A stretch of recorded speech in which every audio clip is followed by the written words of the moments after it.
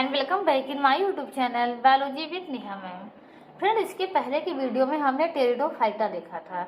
तो टेरिडोफाइटा का हमने क्लासिफिकेशन देखा था, तो उसी के साथ हमारा वो चैप्टर खत्म हो गया। अब हम शुरू कर रहे हैं जिम्नोस्पर्म। तो हमने प्लांट का एक क्लासिफिकेशन देखा था कि सभी प्लांट को हम दो भागों में बांटते हैं, क्रिप्टोगैम्स और फेनरोगैम्स। फेनरोगैम्स को हम और एक नाम से जानते थे कि इनको हम क्या कहते थे, स्पर्मेटोफाइटा कहते थे। यानी एक क्लासिफिकेशन किस आधार पे किया गया था, यानी क्रिप्टोगैम्स ऐसे प्लांट थे जिनमें क्या होते थे, फ्लावर नहीं बनते थे, यानी उनमें क्या होता था, सीड का निर्माण नहीं होता था। यानी स्पर्म का मतलब क्या होता है, सीड से यहाँ ले गया गया है। तो यानी स्पर्मेटोफाइटा या फेनरोगैमस ऐसे प्लांट हैं जिनमें क्या होता है, सीड का निर्माण होता है। तो इनमें दो प्लांट आते हैं, एक तो हमने बताया था कि जिम्नोस्पर्म आता है और दूसरा हमने बताया था एंजियोस्पर्म आते हैं। ठीक, तो जिम्नोस्पर्म और एंजियोस्पर्म में क्या अंतर होता है कि जिम्नोस्पर्म में क्या होता है कि केवल सीड का निर्माण होता है, फ्रूट का निर्माण नहीं होता। जबकि जो एंजियोस्पर्म है वहाँ क्या होता है, सीड भी बनता है और फ्रूट भी बनता है। तो ऐसा क्यों होता है? देखिए, सीड बनने के लिए किस चीज़ की ज़रूरत होती है, ओव्यूल की, और फ्रूट बनने के लिए ज़रूरत होती है ओवरी की। और ये ओवरी जो होती है, इस तरीके से ओवरी होती है, उसके अंदर क्या होते हैं, ओव्यूल होते हैं। तो ओव्यूल जो है किस में बदल जाते हैं, सीड में बदल जाते हैं, और ओवरी किस में बदल जाती है, फ्रूट में बदल जाती है। इसीलिए हम देखते हैं फ्रूट के अंदर क्या होते हैं, सीड पाए जाते हैं। ठीक, लेकिन जिम्नोस्पर्म क्या होता है कि जिम्नोस्पर्म में ओव्यूल तो पाए जाते हैं लेकिन ओवरी नहीं पाई जाती। इसीलिए जिम्नोस्पर्म जो होते हैं उनमें सीड तो पाया जाएगा लेकिन उनमें फ्रूट नहीं पाया जाएगा। तो यही हम जिम्नोस्पर्म की सबसे बड़ी खासियत ये होती है कि अभी तक हमने देखा, टेरिडोफाइटा देखा, ब्रायोफाइटा देखा, वहाँ सीड नहीं बन रहे थे, लेकिन अब क्या हुआ, सीड बनना शुरू हो गए। लेकिन सीड क्या होंगे, नेकेड होंगे। नेकेड का मतलब ये है कि वो फ्रूट से कवर नहीं होंगे। तो यहाँ सीड तो होगा लेकिन फ्रूट नहीं होगा। तो इसीलिए हम क्या कहते हैं, जो जिम्नोस्पर्म है एक नाम से जानते हैं फेनरोगैम्स विदाउट ओवरी, क्योंकि यहाँ पर क्या है, ओव्यूल है लेकिन ओवरी नहीं है। तो अगर कभी पूछा जाए फेनरोगैम्स विदाउट ओवरी नाम से किसे जाना जाता है, तो जिम्नोस्पर्म को जाना जाता है। तो अब एक और क्वेश्चन कमेंट करके बताइएगा कि किसको कहा जाता है, वैस्कुलर क्रिप्टोगैमस। ये भी हमने बताया था कि वैस्कुलर क्रिप्टोगैमस किसे कहा जाता है। तो आइए अब हम क्या करते हैं कि जिम्नोस्पर्म के कैरेक्टर देखते हैं। तो एक तरीके से जो कैरेक्टर हम देखेंगे, कंपैरेटिव अध्ययन करेंगे कि यानी टेरिडोफाइटा में कैसा था या ब्रायोफाइटा में कैसा था, तो अब जिम्नोस्पर्म में कैसा होगा। तो धीरे धीरे हम क्या कर रहे हैं, एडवांसमेंट की तरफ बढ़ रहे हैं। चीज़ें क्या होंगी, और नई चीज़ें ऐड होती जाएंगी, चीज़ें और कॉम्प्लिकेटेड होती जाएंगी और नई नई चीज़ें बनती जाएंगी। जैसे अभी तक देखा था हमने, टेरिडोफाइटा में पहली बार हमने देखा कि वहाँ पर क्या हुए, वैस्कुलर टिश्यू आए। वैसे ही जिम्नोस्पर्म में पहली बार क्या आते हैं, सीड आते हैं। एंजियोस्पर्म में पहली बार क्या होते हैं, फ्रूट बनते हैं। तो इस तरीके से विकास हो रहा है। तो आप कोशिश कीजिएगा कि अभी तक जितना पढ़ाया गया है, एल्गी फंजाई, एक बार सब कंपैरेटिव स्टडी करिए कि देखिए सभी में क्या अंतर था। आप जिम्नोस्पर्म भी पढ़िए और साथ साथ देखते जाइए कि जिम्नोस्पर्म और बाकी में क्या अंतर है। तो पहला तो हमने जब ब्रायोफाइटा और टेरिडोफाइटा देखा था, तो हमने तो देखा था वो कहाँ पाए जाते थे, मॉइस्ट एंड सैडी प्लेसेस में पाए जाते थे। लेकिन जो जिम्नोस्पर्म होते हैं वो कैसे होते हैं, जीरोफिटिक होते हैं, यानी ये ऐसी जगह पाए जाते हैं जहाँ पानी की कमी होती है। तो इनका जो प्लांट होगा उनमें ऐसे बहुत से जीरोफिटिक कंडीशंस होंगे, तो वो भी हम देखेंगे कि जीरोफिटिक एडाप्टेशन होंगे। आप जानते हैं कि जो भी प्लांट एनिमल जिस माहौल में रहता है उसी माहौल के अनुकूल ढल जाता है, तो उसके शरीर में कुछ संरचनाएं बदल जाती हैं। तो जीरोफिटिक एनवायरनमेंट पे रहने के लिए प्लांट में कौन कौन से एडाप्टेशन हो जाते हैं, ये भी हम देखेंगे। तो पहला तो ये हो गया इनका हैबिटेट, कि यानी ये कैसे होते हैं, जीरोफिटिक होते हैं। दूसरा अगर हम ये देखें, ये श्रब और एवरग्रीन ट्री के रूप में पाए जाते हैं। तो जो प्लांट होते हैं वो तीन रूप में पाए जाते हैं, हर्ब, श्रब और ट्री के रूप में। हर्ब क्या होता है, जैसे कि हम पालक का पेड़ देखते हैं, धनिया का पेड़ देखते हैं, जो छोटे होते हैं पूरी तरीके से ग्रीन होते हैं, तो उनको हम हर्ब कहते हैं। ठीक है। श्रब क्या होते हैं, झाड़ियाँ आती हैं, जैसे करौने का पेड़ या नींबू का पेड़, तो वो श्रब हो गया। एवरग्रीन ट्री क्या होती है, जैसे आम का पेड़, नीम का पेड़, ये सभी क्या हो गए, एवरग्रीन ट्री हो गए। तो जो जिम्नोस्पर्म होते हैं उसमें केवल श्रब और ट्री पाया जाता है, हर्ब नहीं पाए जाते, ठीक। और जबकि हम देख रहे थे जो टेरिडोफाइटा थे, ज़्यादातर के टेरिडोफाइटा क्या होते हैं, हर्ब और श्रब होते हैं, ठीक, ट्री बहुत कम होती हैं।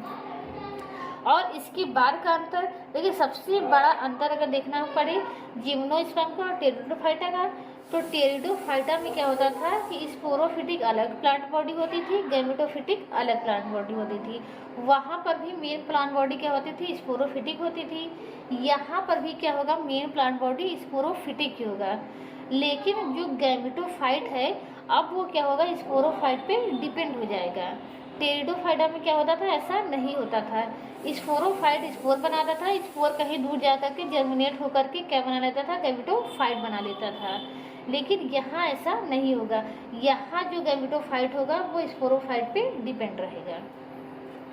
अब टेरिडोफाइटा में भी क्या होते थे, रूट होते थे, स्टेम होते थे, लीफ होते थे, वो यहाँ पर भी होंगे।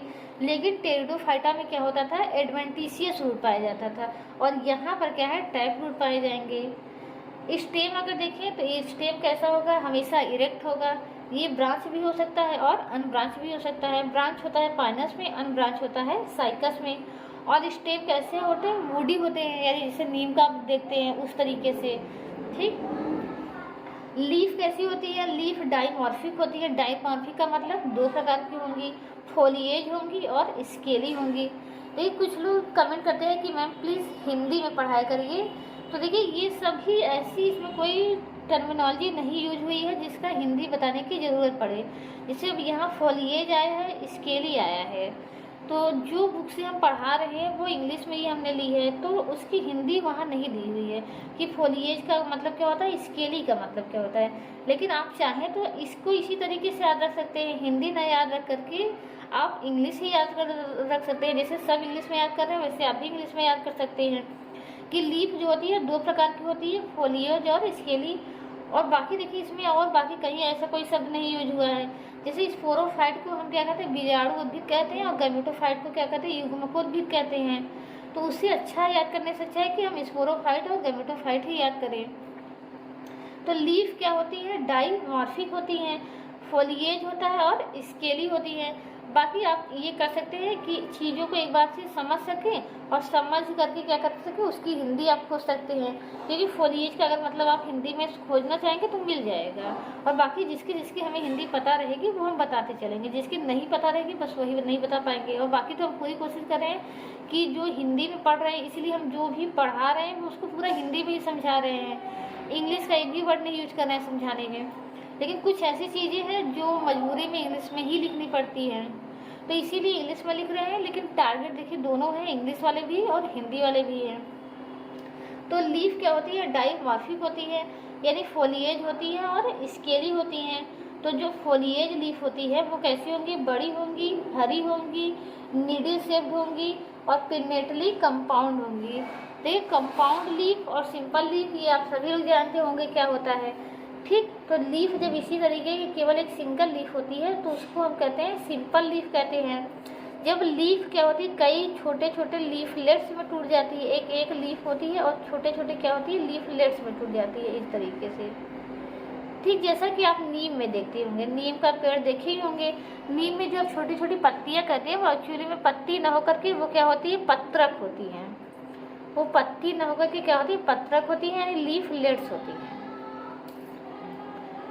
ठीक। और यहाँ तो पूरी एक ये लीफ होती है, ठीक।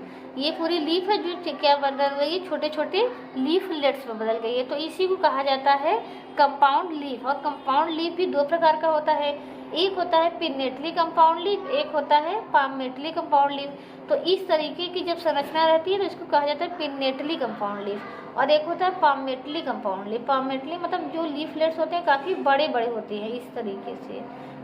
उसको रहने दीजिए, उसको बाद में समझ लेंगे। पहले आप इतना जानिए कि लीफ कैसी होती है, पिन्नेटली कंपाउंड लीफ होती है, यानी लीफ क्या होते हैं, छोटे छोटे पत्रक में टूटी होती हैं। तो इसके बाद अगर हम दूसरे प्रकार की बात करें तो पिन्नेटली कंपाउंड लीफ या फोलिएज लीफ क्या होती है, दो प्रकार की होती हैं। और ये क्या होती है, किस में पाई जाती है, साइकस और पाइनस में। साइकस और पाइनस में क्या होती है, दोनों प्रकार की लीफ पाई जाएगी, स्केली लीफ भी पाई जाएगी और फोलिएज लीफ भी पाई जाएंगी। लेकिन कुछ ऐसी स्पीसीज होती हैं उनमें क्या होता है, केवल स्केली लीफ ही पाई जाती हैं। स्केली लीफ कैसी होती है, माइन्यूट होती है और नॉट फोटोसिंथेटिक होती हैं। तो जब ये नॉन फोटोसिंथेटिक होंगी, यानी ये फोटोसिंथेटिक नहीं करेंगी, तो उस कंडीशन में फोटोसिंथेसिस कैसे होगा, भोजन का निर्माण कैसे होगा, तो स्टेम के द्वारा होता है। तो जनरली क्या होता है कि सभी पौधों में क्या होता है, दोनों होते हैं, फोलिएज भी होती है, स्केली भी होते हैं। लेकिन इफेड्रा में क्या होता है, केवल स्केली लीफ होते हैं। और स्केली लीफ क्या होती है, नॉन फोटोसिंथेटिक होती है, या फोटोसिंथेटिक होंगी तो बहुत कम फोटोसिंथेसिस कर पाएंगी, क्योंकि लीफ क्या है, बहुत ही माइन्यूट है। तो उस कंडीशन में क्या होता है कि स्टेम में क्लोरोफिल बन जाते हैं और स्टेम क्या हो जाता है, फोटोसिंथेटिक हो जाता है। इसके अलावा हम देखें तो जिम्नोस्पर्म का एक कैरेक्टरिस्टिक फीचर होता है। कैरेक्टरिस्टिक फीचर का मतलब होता है कि ऐसा कैरेक्टर जो केवल उसी क्लास में या उसी कैटेगरी में पाया जाए। तो presence of leaf scar. Leaf scar क्या मतलब होता है कि स्टेम से जो होती है वो लीफ का अंश यहाँ पर जो होता है बचा ही रह जाता है, यानी इसी वजह से क्या हो जाती है, लीफ खुरदरी हो जाती हैं। जैसे इस तरीके की लीफ होती हैं, तो जो ये लीफ का जो व्रिंट होता है वो स्टेम से लगा ही रह जाता है, तो उसी को कहा जाता है लीफ स्कार। इस तरीके से तो स्टेम क्या हो जाती है, खुरदरी हो जाती है, जिससे कि हमने साइकस का देखा भी होगा। तो लीफ स्कार किसमें पाया जाता है, केवल और केवल जिम्नोस्पर्म में पाया जाता है, यानी लीफ पूरी तरीके से स्टेम से अलग नहीं हो पाती है। तो आइए हम और कुछ कैरेक्टर देखते हैं। आई होप इतना आपको समझ में आ गया होगा। ठीक, अब अगर इसमें देखें कि वैस्कुलर बंडल कैसा पाया जाता है, ठीक, तो यहाँ सबको याद रखना है वैस्कुलर बंडल। ठीक, एक अलग से इसका भी क्लास ले लेंगे कि वैस्कुलर बंडल कितने प्रकार का होता है, कौन कौन सा। तो वैस्कुलर बंडल देखिए, इसमें जो होता है वो कंज्वाइंट होता है, कोलेट्रल होता है और ओपन होता है। Conjoint, collateral and open. ठीक, अब कंज्वाइंट, कोलेट्रल और ओपन का मतलब क्या होता है ये हम बाद की वीडियो में अच्छे से समझेंगे। लेकिन ओपन का मतलब क्या होता है कि ऐसा वैस्कुलर बंडल जिसमें कैम्बियम पाया जाता है। तो जब उसमें कैम्बियम पाया जाएगा तो उसमें सेकेंडरी ग्रोथ भी होगी। सेकेंडरी ग्रोथ का मतलब क्या होता है, जैसे हम देखते हैं कि कोई भी जब सीड होता है, सीड ग्रो करता है, तो पहले क्या होता है कि पौधे जो होते हैं वो लंबाई में ही केवल बढ़ते हैं। तो जब पौधे केवल लंबाई में ही बढ़ते हैं तो इसको कहा जाता है प्राइमरी ग्रोथ। फिर लंबाई में बढ़ते हैं तो उसके अंदर जाइलम बनता है, फ्लोएम बनता है और कैम्बियम बनता है। तो उसके बाद क्या होते हैं, पौधे जो होते हैं वो चौड़ाई में भी बढ़ते हैं। इस तरीके से पौधे की चौड़ाई भी बढ़ेगी। तो जब पौधे की चौड़ाई बढ़ती है तो इसी को कहा जाता है सेकेंडरी ग्रोथ कहा जाता है। तो सेकेंडरी ग्रोथ केवल उन्हीं पौधों में होता है जिनमें कैम्बियम पाया जाता है। ठीक, तो यहाँ पर क्या होगा, जिम्नोस्पर्म में कैम्बियम पाया जाता है, इसीलिए यहाँ पर क्या होगा, सेकेंडरी ग्रोथ होगी। ठीक, जबकि टेरिडोफाइटा में हमने देखा था कि कैम्बियम नहीं पाया जा रहा था, इसीलिए सेकेंडरी ग्रोथ नहीं हो रही थी। लेकिन एक्सेप्शन के रूप में एक दो टेरिडोफाइट ऐसे थे जिसमें क्या होता था, सेकेंडरी ग्रोथ पाई जाती थी। तो अगर देखिए वैस्कुलर बंडल क्या होता है, जाइलम, फ्लोएम और कैम्बियम के समूह को ही हम क्या कहते हैं, वैस्कुलर बंडल कहते हैं। और वो जाइलम, फ्लोएम और कैम्बियम आपस में किस तरीके से अरेंज है उसी के अकॉर्डिंग हम वैस्कुलर बंडल को कई भागों में बांटते हैं। तो एक प्रकार है कंज्वाइंट, कोलेट्रल और ओपन। ठीक, नेक्स्ट वीडियो में हम वैस्कुलर बंडल ही समझ लेंगे अच्छे से क्या होता है। वैस्कुलर बंडल में क्या होंगे, जाइलम होगा और फ्लोएम होगा। और जाइलम में हमने बताया था कि 4 प्रकार की कोशिकाएं होंगी, फ्लोएम में भी 4 प्रकार की कोशिकाएं होंगी। तो जाइलम में यहाँ पर लेकिन देखें कि 4 प्रकार की कोशिकाएं आइडियल रूप से किसमें होती हैं, एंजियोस्पर्म में होती हैं। ये चारों न तो टेरिडोफाइटा में होंगी, न चारों किसमें होंगी, जिम्नोस्पर्म में ही होंगी। तो 4 में से क्या होंगे, केवल 2 ही यहाँ पर होगा। एक होगा ट्रैकिड्स और दूसरी पैरेन्काइमा। ठीक, यही टेरिडोफाइटा में भी पाया जाता था। लेकिन कुछ में क्या होते हैं, कुछ जिम्नोस्पर्म ऐसे होते हैं जिनमें वेसल्स पाई जाती है। अगर हम बात करें एंजियोस्पर्म में, तो एंजियोस्पर्म में क्या होता है, जाइलम 4 प्रकार की कोशिकाओं से मिलकर बना होता है, ट्रैकिड, पैरेन्काइमा, फाइबर और वेसल। लेकिन जिम्नोस्पर्म में देखें, जिम्नोस्पर्म में केवल 2 ही प्रकार पाया जाता है, ट्रैकिड्स और पैरेन्काइमा ही सेल पाई जाती हैं। लेकिन एक्सेप्शन के रूप में कुछ ऐसे जिम्नोस्पर्म होते हैं जिनमें वेसल्स भी पाई जाती है, लेकिन फाइबर किसी में नहीं पाया जाएगा। तो जनरली क्या होता है कि सभी जिम्नोस्पर्म में क्या होता है, ट्रैकिड्स और पैरेन्काइमा पाए जाते हैं, किसमें, जाइलम में। लेकिन कुछ ऐसे भी जिम्नोस्पर्म हैं जिनमें क्या होता है, वेसल्स पाए जाते हैं। तो वो किनमें पाया जाता है, एक ग्रुप है निटेल करके। ठीक है, ये बहुत ही मोस्ट इम्पोर्टेंट क्वेश्चन है कि किस जिम्नोस्पर्म में या किस ग्रुप की जिम्नोस्पर्म में जो होता है वेसल्स पाई जाती है। जनरली सभी जिम्नोस्पर्म में वेसल्स नहीं पाई जाती, केवल ट्रैकिड्स और पैरेन्काइमा ही पाया जाता है। वेसल्स किस में पाए जाते हैं, निटेल्स में। तो ये आपको याद रखना है। ठीक उसी तरह अगर हम फ्लोएम की बात करें तो फ्लोएम में भी क्या होती है, अगर हमने टेरिडोफाइटा में देखा था तो वहाँ सीव सेल पाई जाती थी, यहाँ पर क्या पाई जाती है, सीव ट्यूब पाई जाती है। तो फ्लोएम किसका बना है, सीव ट्यूब का बना हुआ है और पैरेन्काइमा का बना हुआ है। ठीक, इसके अलावा फ्लोएम में एक और सेल होती है कंपेनियन सेल, जो कि यहाँ पर नहीं पाई जाती। ठीक, कंपेनियन सेल क्या होंगे, नहीं पाई जाती। ये कब देखने को मिलेंगी, एंजियोस्पर्म में देखने को मिलेंगी। ठीक, तो अगर इसमें कैम्बियम रिंग पाई जा रही है तो जाहिर सी बात है यहाँ का पर क्या होगा, सेकेंडरी ग्रोथ होगी। और सेकेंडरी ग्रोथ जब होती है तो क्या बनता है, एनुलर रिंग बनती है। एनुलर रिंग क्या होती है, एनुलर रिंग से ये पता चलता है कि किसी प्लांट में कितनी बार सेकेंडरी ग्रोथ हो चुकी है। ठीक, तो जब स्टेम का टीएस काटते हैं या किसी कटी हुई लकड़ी को आप देखते हैं तो इस तरीके से ऐसे ऐसे रहेगा, 1 2 3 4, ये दिखाता है कि प्लांट में कितनी बार सेकेंडरी ग्रोथ हो चुका है।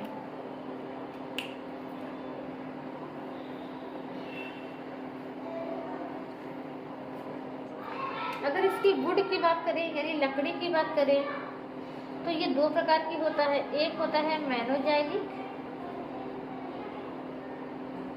एक होता है पिक्नोजाइलिक।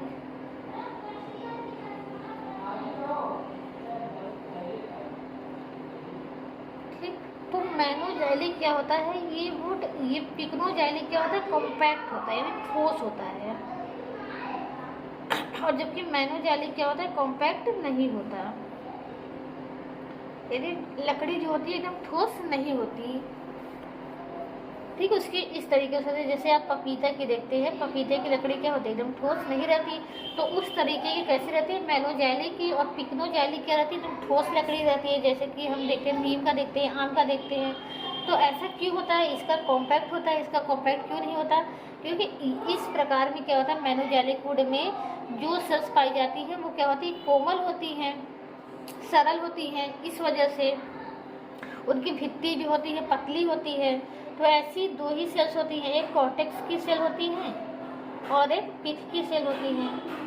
ठीक, तो जो कॉर्टेक्स बनाती हैं, जो पिथ बनाने वाली सेल्स होती हैं, वो कौन सी सेल्स होती है, पैरेन्काइमा होती है। तो पैरेन्काइमा सेल्स जो होती है वो कोमल होती है, पतली भित्ति वाली कोशिकाएं होती हैं। ठीक, तो जिनकी लकड़ी जो होती है, जिनका वुड जो होता है कॉम्पैक्ट नहीं होता, वहाँ पर क्या होता है, कॉर्टेक्स और पिथ की अधिकता होती है। वहाँ पर कॉर्टेक्स और पिथ जो होते हैं वो मोर डेवलप होते हैं, यानी ज़्यादा होते हैं। और यहाँ पर क्या होगा, पिथ और कॉर्टेक्स की मात्रा कम होगी, यानी ये क्या होंगे, पिथ और कॉर्टेक्स क्या होंगे, लेस डेवलप होंगे। तो इसी वजह से क्या होगी, लकड़ी जो होगी वो कॉम्पैक्ट होगी। लेकिन यहाँ पर क्या होगी, कॉर्टेक्स और पिथ मोर डेवलप होंगे, इसीलिए लकड़ी जो होती है कॉम्पैक्ट नहीं हो पाती, ठोस नहीं हो पाती। तो मैनोजाइलिक और पिक्नोजाइलिक का क्या मतलब होता है, मैनोजाइलिक जब वुड क्या हो, कॉम्पैक्ट नहीं हो तो मैनोजाइलिक, और जब वुड क्या हो, कॉम्पैक्ट हो तो पिक्नोजाइलिक। पिक्नोजाइलिक में क्या होगा कि पिथ और कॉर्टेक्स की मात्रा कम होगी, मैनोजाइलिक में कॉर्टेक्स और पिथ की मात्रा ज़्यादा होगी। ठीक,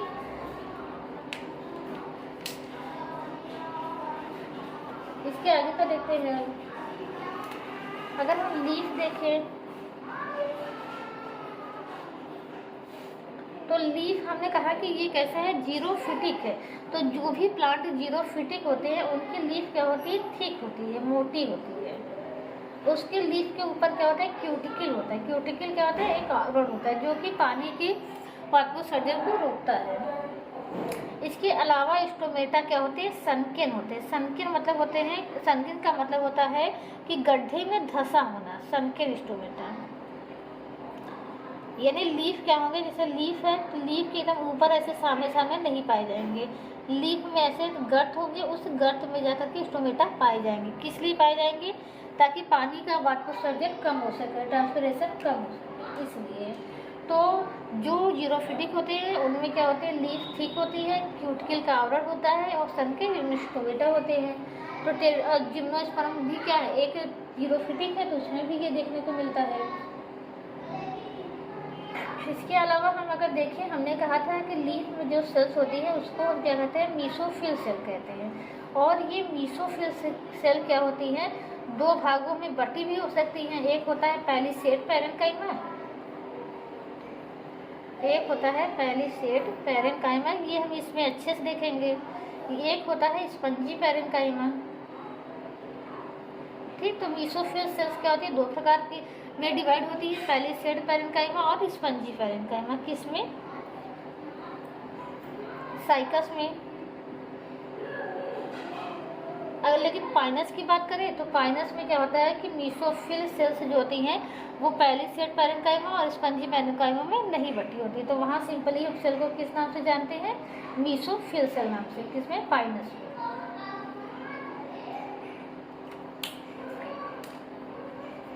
ठीक, तो ये तो हो गया इनके जनरल कैरेक्टर। अगर एक दो हम और देखें तो एक चीज़ आपको याद रखनी है कि जो टेरिडोफाइटा सॉरी जिम्नोस्पर्म होते हैं उनमें क्या होता है, लेटरल वेन्स नहीं पाई जाती ज़्यादातर कर में। तो लेटरल वेन्स क्या होते हैं, जैसे हम देखते हैं लीफ में क्या होता है, एक मेन्स वेन होता है जिसको हम क्या कहते हैं, मिडरिप कहते हैं। इसको हम क्या कहते हैं, मिडरिप कहते हैं। मिडरिप से अनेक और वेन्स निकलती हैं, इसी को ही हम क्या कहते हैं, लेटरल वेन कहते हैं। तो जो जिम्नोस्पर्म होते हैं उनमें क्या होते हैं, लेटरल वेन्स नहीं पाए जाते। तो लेटरल वेन्स की जगह पर एक स्पेशल प्रकार की टिश्यू पाई जाती हैं जिनको हम क्या कहते हैं, ट्रांसफ्यूजन टिश्यू कहते हैं। जिसको हम क्या कहते हैं, ट्रांसफ्यूजन टिश्यू कहते हैं। तो जो जिम्नोस्पर्म होते हैं उसमें क्या होती हैं कि लेटरल वेन्स नहीं पाए जाते, लेटरल वेन की जगह पर क्या पाया जाता है, ट्रांसफ्यूजन टिश्यू पाया जाता है। तो ये भी हम आगे चल करके देखेंगे। तो इतना तो हो गया कि इसकी बॉडी के बारे में, कि इसकी संरचना कैसी होती है। अब रिप्रोडक्शन में इसकी क्या खासियत होती है वो भी हम देख लेते हैं। तो जैसा कि टेरिडोफाइटा में हमने देखा था कि जो मेगास्पोरोफिल है, माइक्रोस्पोरोफिल है, वो सभी क्या होती हैं, कॉम्पैक्ट होकर के क्या बना लेती थी, कोन या स्ट्रोबिलस बना लेती थी। तो यहाँ पर भी होगा कि यहाँ पर भी क्या होंगे, स्ट्रोबिलस पाए जाएंगे। स्ट्रोबिलस यानी कोन्स पाए जाएंगे।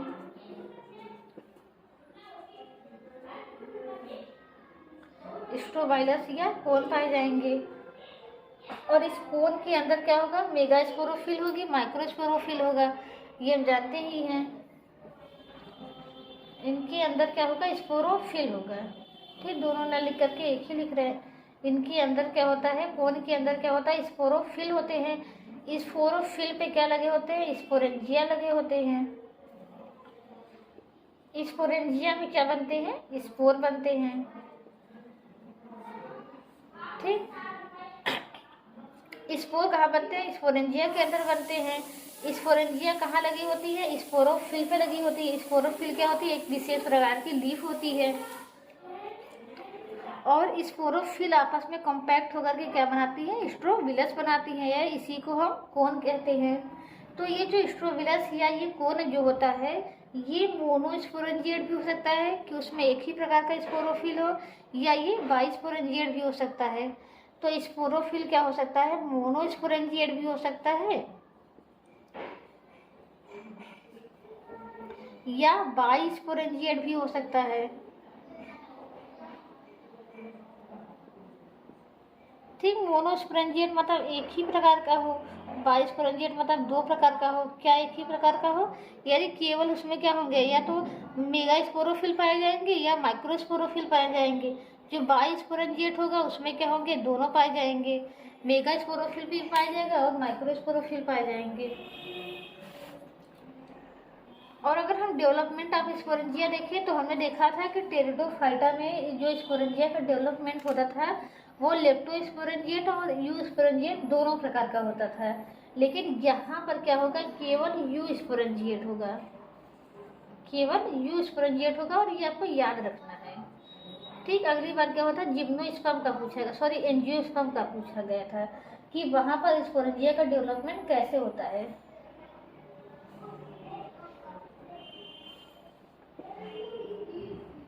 ठीक, इसका मतलब क्या है कि जब स्पोरेंजिया का निर्माण ग्रुप ऑफ द सेल से हो, ग्रुप ऑफ द सेल, यानी जब स्पोरेंजिया को बनाने में एक से ज़्यादा सेल भाग लेती है तो उसको कहा जाता है यूस्पोरेंजिएट, और जब केवल एक ही सेल भाग लेती है तो उसको कहा जाता है लेप्टोस्पोरेंजिएट। ठीक, तो टेरिडोफाइटा में दोनों प्रकार का पाया जाता है, यूस्पोरेंजिएट भी और लेप्टोस्पोरेंजिएट भी। लेकिन जिम्नोस्पर्म में क्या होता है, केवल यूस्पोरेंजिएट पाया जाता है। ठीक, तो यूस्पोरेंजिएट होगा, यूस्पोरेंजिएट से स्पोरेंजिया बन जाएगी। तो यहाँ पर जो मेगा स्पोरेंजिया होती है, सबसे बड़ी खासियत ये होती है कि यहाँ पर जो मेगा स्पोरेंजिया होती है उसको हम ओव्यूल के नाम से जानते हैं। ओव्यूल की हिंदी होती है बीजांड। ठीक, उसको हम क्या कहते हैं, बीजांड के नाम से जानते हैं। जैसे कि हमने कहा कि यहाँ पर क्या होता है, बीजांड बनने लगते हैं, और अभी तक क्या था कि बीजांड नहीं पाया जाता था। और एंजियोस्पर्म में अगर बात करें तो एंजियोस्पर्म में जो बीजांड है वो किसके अंदर पाया जाता है, ओवरी के अंदर पाया जाता है। लेकिन यहाँ पर बीजांड क्या होते हैं, बस सिंपली क्या होते हैं, लीफ पे लगे हो रहते हैं। तो अब इसके चारों तरफ क्या होता है, ओवरी नहीं होता, इसलिए बीज तो बनेगा लेकिन फल नहीं बनेगा। तो जिम्नोस्पर्म के अंदर हम देखेंगे कि सीड का निर्माण हो रहा है। टेरिडोफाइटा के अंदर सीड का निर्माण नहीं होता था, जबकि टेरिडोफाइटा के अंदर भी क्या होता था, मेगास्पोरेंजिया तो बनता ही था। जिम्नोस्पर्म के अंदर भी मेगास्पोरेंजिया बन रहा है। अंतर क्या आता है कि मेगास्पोरेंजिया के अंदर हम जानते हैं क्या बनता है, मेगास्पोर बनता है। ठीक, और टेरिडोफाइटा की अगर बात करें, ब्रायोफाइटा की बात करें, तो वहाँ क्या होता है कि मेगास्पोरेंजिया से मेगास्पोर जो है वो बाहर निकल जाता है, यानी बाहर निकल कर वो किसी और प्लेस पर आ जाएगा और वहाँ पर अंकुरित होगा। और अंकुरित होकर के हम जैसे जानते हैं कि मेगास्पोर क्या बनाता है, फीमेल गैमेटोफाइट बनाता है, फीमेल गैमेटोफाइट बनाएगा। ठीक, लेकिन जिम्नोस्पर्म में क्या होगा कि मेगास्पोर जो है, मेगास्पोर जो है वो मेगास्पोरेंजिया के अंदर ही रहेगा। ये मेगास्पोरेंजिया यानी ओव्यूल के अंदर ही रह करके जो मेगास्पोर है वो फीमेल गैमेटोफाइट बना लेगा, और इस फीमेल गैमेटोफाइट के अंदर फिर क्या बन जाएंगे, आर्चिगोनिया बन जाएंगे। या फिर आर्चिगोनिया न बन करके सीधा ही इसके अंदर क्या हो जाता है, एग का निर्माण हो जाता है। ठीक, सीधा ही इसके अंदर क्या हो जाता है, एग का निर्माण हो जाता है। फिर उसके बाद क्या होगा, इस ओव्यूल के अंदर भी पासेज होते हैं, कुछ रास्ते होते हैं कि कोई आ जा सके। तो यहाँ से क्या होता है, पोलन ग्रेन आता है। यहाँ पर अब क्या होता है, पोलन ग्रेन बनने लगते हैं। तो पोलन ग्रेन आता है, पोलन ग्रेन में क्या होते हैं, नर युग्मक होता है, और ये नर युग्मक और यहाँ पर मादा युग्मक होते हैं, ये दोनों फ्यूज करके क्या बना लेते हैं, जाइगोट बना लेते हैं। जाइगोट आगे चल करके एम्ब्रियो बना लेता है। तो इस तरीके से जो ये ओव्यूल है, ओव्यूल का जो बाहर का आवरण है ये क्या बना लेता है, सीड पोड बना लेता है। तो इस तरीके से पूरी संरचना ही किस में बदल जाती है, बीज में बदल जाती है। इसीलिए हम कहते हैं बीजांड जो होता है वो बीज में बदल जाता है। या एक बार में अगर इसको नहीं समझ में आया तो फिर से इसको समझते हैं। और फिर हम जब जिम्नोस्पर्म पढ़ेंगे, किसी बारे में पढ़ेंगे, साइकस के बारे में पढ़ेंगे, पाइनस के बारे में पढ़ेंगे, तो वो समझ में आ जाएगा कि बीज कैसे बनता है। तो अभी बस इतना ही याद रखना है कि यहाँ पर बीज क्यों बन रहा है, क्योंकि यहाँ पर मेगास्पोर जो है मेगास्पोरेंजिया से बाहर नहीं निकल पा रहा है। मेगास्पोर कहाँ रह जा रहा है, मेगास्पोरेंजिया के अंदर ही रह जा रहा है। और मेगास्पोरेंजिया के अंदर कौन आ जा रहा है, पॉलन ग्रेन आ जा रहा है। पॉलन ग्रेन में क्या होते हैं, नर युग्मक होते हैं। तो फर्टिलाइजेशन की क्रिया कहाँ हो रही है, बीजांड में हो रही है, ओव्यूल के अंदर हो रही है। तो जब बीजांड के अंदर फर्टिलाइजेशन की क्रिया हो जाएगी तो क्या बन जाएगा, एम्ब्रियो बन जाएगा। और ये जो बीजांड है, बीजांड ये किस में बदल जाएगा, बीज में बदल जाएगा। यानी अभी इसको क्या कहते हैं, बीजांड का आवरण कहते हैं, फिर बाद में इसको हम बीज का आवरण कहने लगेंगे। तो बीज इसी को कहते हैं, दो आवरण होता है, उसके अंदर क्या होता है, एम्ब्रियो होते हैं। बस इसी सिंपल संरचना को ही हम बीज कहते हैं। तो अगर ओवरी होता तो ओवरी होने पर क्या होता कि यहाँ पर बीज बन जाता और ओवरी जो होती वो फल बना लेती, लेकिन यहाँ पर ओवरी नहीं है, इसीलिए फल का निर्माण नहीं होगा। तो ये प्रोसेस यही तक रहेगा। तो हमने बताया यहाँ पर क्या होते हैं, पॉलन ग्रेन बनने लगते हैं। ठीक, तो पॉलन ग्रेन को ही हम क्या कहते हैं, मेल गैमेटोफाइट कहते हैं। तो वहाँ पर हमने देखा था, टेरिडोफाइटा में देखा था या ब्रायोफाइटा में देखा था, तो गैमेटोफाइट क्या होते थे, बहुत विकसित संरचनाएं होती थी। ठीक, तो हम टेरिडोफाइटा में अगर देखें तो पूरा ये एक प्लांट ही बन जाता था गैमेटोफाइट। तो फिर उसके अंदर क्या बनते थे, अगर मेल गैमेटोफाइट है तो वहाँ पर एंथ्रोजॉइट्स बनते थे, एंथ्रेडिया बनते थे। फीमेल गैमेटोफाइट है तो वहाँ पर आर्चिगोनिया बनता था। लेकिन यहाँ पर क्या है, गैमेटोफाइट बहुत ही रिड्यूस हो जाता है, यानी बहुत कम हो जाता है। तो अगर हम मेल गैमेटोफाइट की बात करें तो यहाँ पर जो मेल गैमेटोफाइट होता है वो क्या होता है, केवल 3 सेल का होता है या 4 सेल का होता है या 5 सेल का होता है। जैसे कि सीराजिनेला भी हमने देखा था कि 14 सेल का होता था। इसके अलावा लाइकोपोडियम का अगर देखें तो लाइकोपोडियम में पूरा इस तरीके से हार्ट शेप स्ट्रक्चर बना लेता है मेल गैमेटोफाइट। फिर इसके अंदर क्या बनते थे, एंथ्रेडिया बनते थे, एंथ्रेडिया के अंदर एंथ्रोजॉइट्स बनते थे। लेकिन यहाँ पर कुछ ऐसा नहीं होगा, यहाँ पर मेल गैमेटोफाइट क्या हो जाएंगे, बहुत ही रिड्यूस हो जाएगा। या तो 3 सेल का होगा या 4 सेल का होगा या तो 5 सेल का होगा। 3 सेल का किस में होगा ये भी याद रखना है, साइकस में। 4 सेल का किस में होगा, पाइनस में। 5 सेल का किस में होगा, इफिड्रा में। ठीक, तो मेल गैमेटोफाइट यहाँ कैसा होता है, नॉन मोटाइल होता है मोस्टली। ठीक, लेकिन कुछ एक्सेप्शंस होते हैं, यानी साइकस का जो होता है वो कैसा होता है, मोटाइल होता है। इसके अलावा एक क्लास होता है, एक और होता है जिंकगो, उसमें भी क्या होता है, स्पर्म मोटाइल होता है। यही पीजीटी में क्वेश्चन आया था, पूछा था कि किस क्लास में जो है स्पर्म मोटाइल पाए जाते हैं, तो वहाँ पर ये ऑप्शन दिया था। जिंकगो ऑप्शन न देकर के जिंकगो का जो है वो क्लास दिया था, जिंको गेल्स इसको आई थिंक कहते हैं। तो अभी हम देखेंगे तो यहाँ पर इन दोनों में क्या होता है, मोटाइल स्पर्म पाया जाता है। यही क्वेश्चन आया था पीजीटी में कि मोटाइल स्पर्म किस में पाए जाते हैं, तो जिंकगो में पाए जाते हैं। पॉलिनेशन यहाँ पर कैसे होता है, केवल विंड द्वारा होता है। पॉलिनेशन जानते हैं कि जल के द्वारा भी होता है, एनिमल के द्वारा भी होता है और हवा के द्वारा भी होता है, लेकिन यहाँ पर केवल हवा के द्वारा होगा। ठीक, और इंडोस्पर्म यहाँ बनते हैं। इंडोस्पर्म क्या है ये भी हम देखेंगे। और इंडोस्पर्म कैसे होंगे, हैप्लॉइड होंगे। यहाँ पर ये बताना क्यों जरूरी है इंडोस्पर्म हैप्लॉइड होंगे, क्योंकि जो एंजियोस्पर्म में बनते हैं वो ट्रिप्लॉइड होते हैं। ठीक, एंजियोस्पर्म का जो एंडोस्पर्म होता है वो ट्रिप्लॉइड होता है, लेकिन जिम्नोस्पर्म का क्या होता है, हैप्लॉइड होता है। एक और चीज इनका फीचर होता है, यहाँ पर पॉली एम्ब्रियोनी पाई जाती है। पॉली एम्ब्रियोनी का मतलब जब एक से ज्यादा एम्ब्रियो पाया जाए सीड के अंदर, पॉली एम्ब्रियोनी। तो ये भी केवल जिम्नोस्पर्म में ही पाया जाता है, एंजियोस्पर्म में नहीं पाया जाता। इसके अलावा हमने देखा कि बाद में जब फर्टिलाइजेशन क्या होगा, फर्टिलाइजेशन हो जाएगा तो ओव्यूल किस में बदल जाएगा, सीड में बदल जाएगा। इसके अलावा ओव्यूल का जो आवरण होता है उसको हम इंटेगमेंट कहते हैं। ठीक, इंटेगमेंट होता है। इंटेगमेंट क्या बना लेगा, सीड कोट बना लेगा, यानी सीड का आवरण बना लेगा। ठीक, और यहाँ पर क्या पाए जाते हैं, कॉटिलिडन पाए जाते हैं, यानी बीज पत्र। ठीक, इनकी संख्या जो होती है 1 या 2 हो सकती है। 1 या 2 किस में होती है, साइकस में होती है।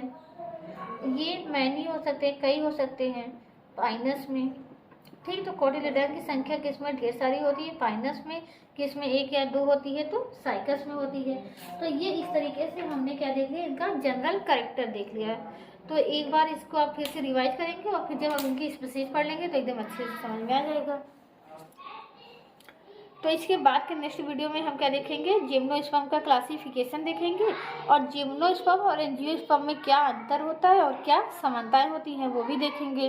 तो वीडियो को पूरा देखने के लिए फ्रेंड्स आप सभी का बहुत बहुत धन्यवाद। अगर आपको अच्छे से समझ में आ गया हो तो प्लीज़ वीडियो को लाइक कर दीजिए और आगे पढ़ने के लिए चैनल को सब्सक्राइब कर लीजिए। Thank you so much.